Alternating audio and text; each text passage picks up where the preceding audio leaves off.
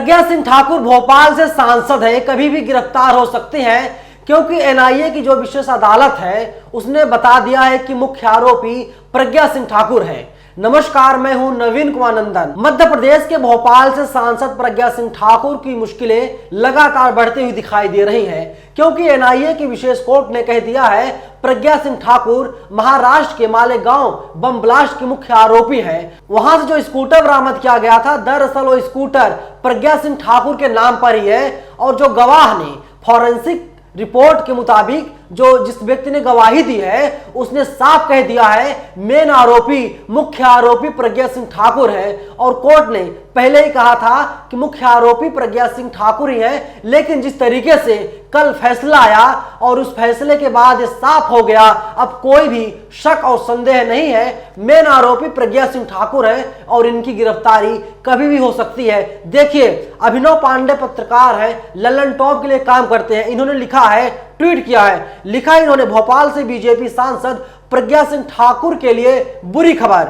मालेगांव धमाके की सुनवाई के दौरान फॉरेंसिक विशेषज्ञ ने बड़ी बात कही। धमाके की वजह से बरामद हुई एलएमएल वेस्पा स्कूटर और दूसरी चीजों पर विस्फोटक होने के सबूत मिले हैं। एटीएस ने कहा था वेस्पा स्कूटर प्रज्ञा सिंह ठाकुर के नाम पर है। दोस्तों, अब ये चीजें क्लियर हो गई हैं। जो वहां से बाइक स्कूटर बरामद की गई है, वेस्पा स्कूटर है, वो प्रज्ञा सिंह ठाकुर का है। दोस्तों, जो अभी आप अपनी स्क्रीन पर देख पा रहे होंगे, ये इंडिया टुडे का स्क्रीनशॉट है। इंडिया टुडे ने खबर चलाई थी, Malegaon blast case, explosive on bike linked to BJP MP Pragya Thakur says experts के मुताबिक जो फॉरेंसिक टीम थी, फॉरेंसिक विशेषज्ञ थे, उन लोगों ने डिक्लेयर कर दिया दोस्तों कि जो स्कूटर है, जो वेस्पा स्कूटर है, मालेगांव बम ब्लास्ट केस में वो स्कूटर प्रज्ञा सिंह ठाकुर के नाम पर ही है। प्रज्ञा सिंह ठाकुर वही नेता है जो विवादित बयान देती रहती है, जो हर वक्त हिंदू और मुसलमान करवाती रहती हैं, और प्रज्ञा सिंह ठाकुर बीजेपी की शह लेकर के बीजेपी की आड़ में बचने की कोशिश करती रहती है। लेकिन प्रज्ञा सिंह ठाकुर की मुश्किलें जो है अब लगातार बढ़ती जा रही हैं। देखिए, जिन लोगों को नहीं पता है, मैं आपको बता रहा हूं कि ये मालेगांव बम ब्लास्ट क्या है। देखिए, महाराष्ट्र के नासिक जिले के मालेगांव में 29 सितंबर 2008 को एक बम धमाका हुआ था। बम धमाके में 7 लोगों की मौत हो गई थी और 100 से ज्यादा लोग घायल हो गए थे।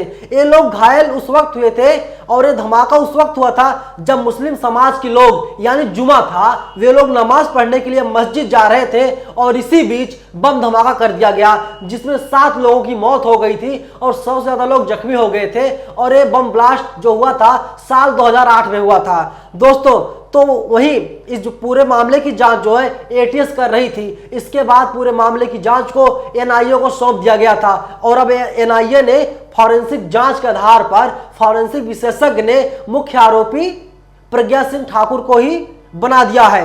देखिए, कटिंग दिखा रहा हूं मैं आपको। एक रिपोर्ट के मुताबिक 29 सितंबर 2008 को हुए मालेगांव ब्लास्ट में 6 लोगों की मौत हुई थी, 100 से ज्यादा लोग घायल हो गए थे। दोस्तों, ये जो खबर है, कहीं पर 7 लोगों की मरने की पुष्टि की गई है तो कहीं पर 6 लोगों की मरने की पुष्टि की गई है, लेकिन माना जा रहा है कि 7 लोगों की मौत हो गई थी। एक व्यक्ति की मौत उस दौरान हुई थी जब उसे अस्पताल ले जाया जा रहा था। लेकिन आप अलग अलग मीडिया अखबारों में, मीडिया चैनलों में आप पास जाए, कहीं पर 6 लोग मौत दिखाई गई है तो कहीं 7 लोग मौत दिखाई गई है। आप लोगों को बिल्कुल भी भ्रम में नहीं पड़ना है।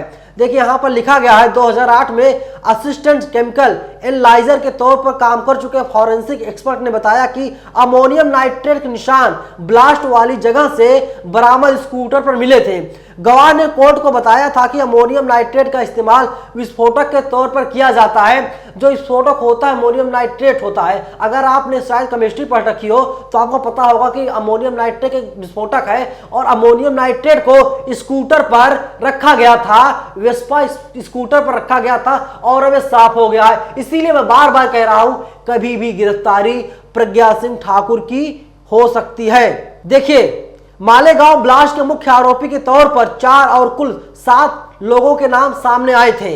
मुख्य आरोपी 4 थे, इसमें से साध्वी प्रज्ञा ठाकुर जो अभी भोपाल से सांसद हैं, बीजेपी के नेता हैं, आए दिन जहर उगलती रहती हैं। वही दूसरे आरोपी पूर्व लेफ्टिनेंट कर्नल श्रीकांत पुरोहित, तीसरे आरोपी हैं रिटायर्ड मेजर रमेश उपाध्याय और चौथे आरोपी हैं स्वामी दयानंद पांडे।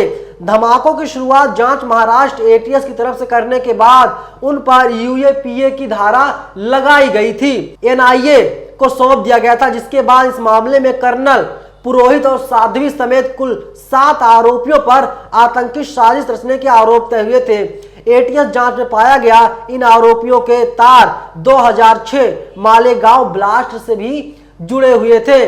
दोस्तों अब आप देखिए ये लोग किस तरीके से आज से नहीं बीते कई सालों से तकरीबन 14 साल से ये लोग आपके बीच हमारे बीच समाज में नफरत की दीवार को खड़ी करने का काम ये लोग लगातार कर रहे हैं। आज भी साध्वी प्रज्ञा जो प्रज्ञा सिंह ठाकुर है, इनके जब आप ट्वीट्स उठाएंगे, इनके बयान उठाएंगे, ये हर एक वक्त नफरती ट्वीट करती हैं, नफरती बयान देती हैं, समाज में नफरत का दीवार खड़ी करने का काम करती हैं। लेकिन दोस्तों अब एक क्लियर हो गया है, इसमें कोई भी शक नहीं रह गया है कि ये दोषी नहीं है, इन्हें दोषी करार दिया गया है। अब आप दोस्तों समझिए ये लोग कैसे लोग हैं। ये लोग हमारे समाज में रहते हैं, हमारे भारत में रहते हैं, लेकिन हमको और आपको लड़ाने की पूरी कोशिश ये लोग लगातार कर रहे हैं। मालेगांव ब्लास्ट में इनका नाम आया, ये लगातार कहती रही कि हमने नहीं करवाया है। इन लोगों को मुसलमानों से दोस्तों इतनी नफरत हो गई है कि ये लोग अब आतंकी हमले करवाते हैं, धमाके करवाते हैं। क्या ये ना कहा जाए